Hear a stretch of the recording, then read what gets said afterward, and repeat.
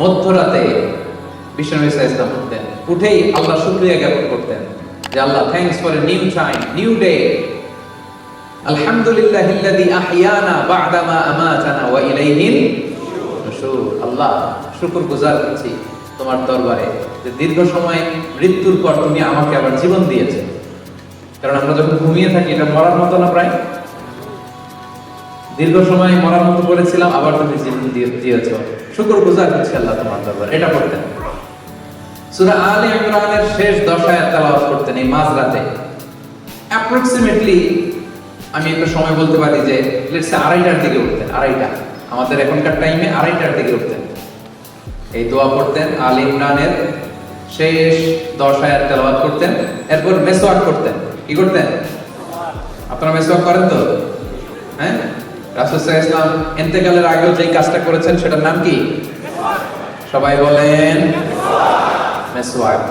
মেসওয়াক করতেন তিনি, রাসূলুল্লাহ সাল্লাল্লাহু আলাইহি ওয়াসাল্লাম। সব নবীরা মেসওয়াক করতেন, আপনারাও মেসওয়াক করবেন। এরপর তিনি তাহাজ্জুদ শুরু করতেন, 8 রাকাত লম্বা তাহাজ্জুদ করতেন, কখনো ঘরে, কখনো মসজিদে নববীতে। রাওদাতুম মিন রিয়াদিল জান্নাহ একটা স্পেশাল জায়গা আছে, লেখা মাকান তাহাজ্জুদি রাসূলুল্লাহ, রাসূল সাল্লাল্লাহু আলাইহি ওয়াসাল্লামের তাহাজ্জুদের জায়গা। 2017 সালে আমি যখন প্রথম উমরায় যাই, আমি ওই জায়গাটাতে নামাজের সুযোগ পেয়েছিলাম। সিরিয়াল ধরে যেতে হয়, লাইন ধরতে ধরতে দেখি এমন একটা জায়গা, ওখানে লেখা রাসূল সাল্লাল্লাহু আলাইহি ওয়াসাল্লামের তাহাজ্জুদের জায়গা। মসজিদে যখন পড়তেন ওইখানে পড়তেন। আপনারাও মদিনাতে গেলে আপনারাও ওখানে সালাত করতে পারবেন ইনশাআল্লাহ। তাহলে লম্বা তিনি তাহাজ্জুদ করলেন। তাহাজ্জুদটা কেমন ছিল? লম্বা সময়ের জন্য ছিল, লম্বা, লং কিয়াম, লং রুকু, লং সাজদা। কত লম্বা? আম্মা জান আয়েশা রাদিয়াল্লাহু তাআলা আনহা বলেন, ফালা তাসআল আন হুসনিহিন্না ওয়া তুলিহিন্না। বিশ্বনবীর তাহাজ্জুদের নামাজ যে কত লম্বা ছিল আর কত সুন্দর ছিল এটা আমাকে জিজ্ঞেস করুন, আমি বলতে পারবো না। আমি বলতে পারবো না মানে এত সুন্দর ছিল, এটা ভাষার বর্ণনায় আমি আয়েশা ফুটিয়ে তুলতে পারবো। সুবহানাল্লাহ।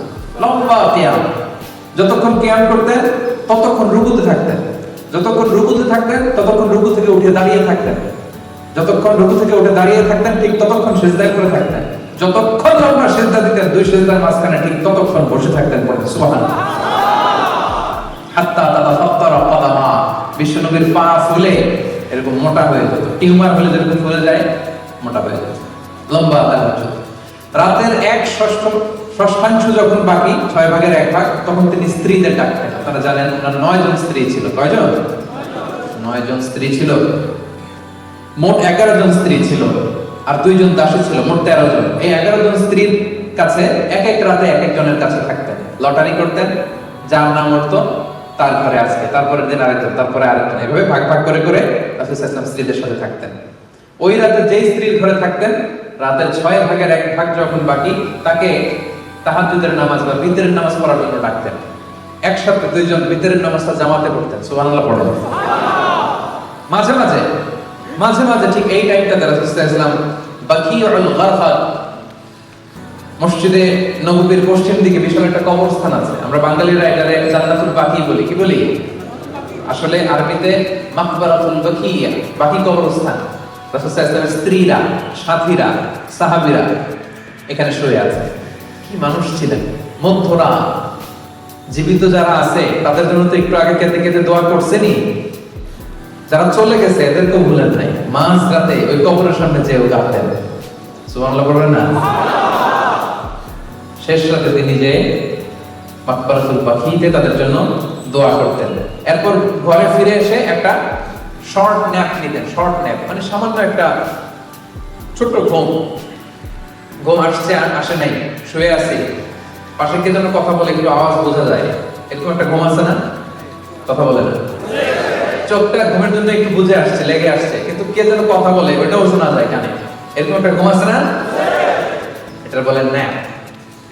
একটা ন্যাপ নিতেন, very short nap, up until ফজর, সালাতুল ফজরের আগ পর্যন্ত। এরপরে বেলাল রাদিয়াল্লাহু তাআলা যখন আযান দিতেন তখন তিনি ফজরের জন্য উঠতেন। উঠে সুন্নত নামাজ পড়ে, ফজরের সুন্নত পড়ে, কখনো ওযু করে, কখনো ওযু ছাড়াই ইমামতি করতে যেতেন ফজরের নামাজের।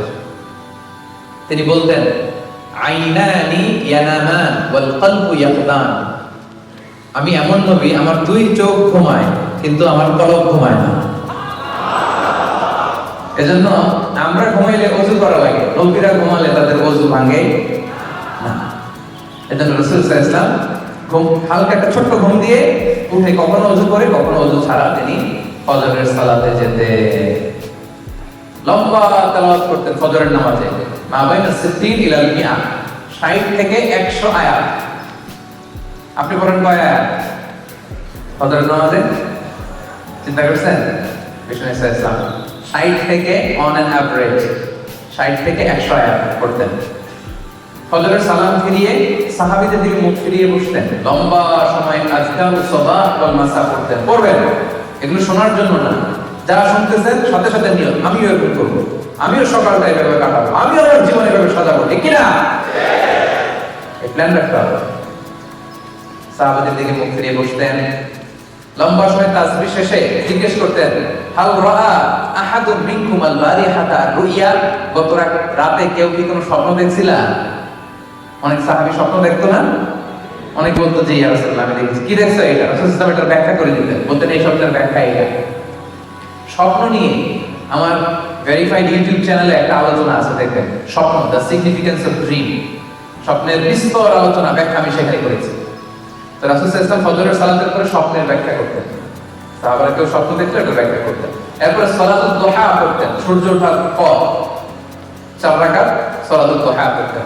এরপরে রিটার্ন ব্যাক টু হোম, আবার ঘরে চলে যেতেন। খেয়াল রাখবেন রাসূল সাল্লাল্লাহু আলাইহি ওয়াসাল্লাম ঘরে ঢুকলেই দুই কাজ, ঘরে ঢুকলেই কথা বলেন, সবাই বলেন, ঘরে ঢুকলেই দুই কাজ। 1 নাম্বার সালাম, 1 নাম্বার আম্মা জান আয়েশা বলেন, এত বছর বিষ্ণু ইসলামের সাথে সংসার করলাম, একদিনও আমি আগে সালাম দিতে পারিনি।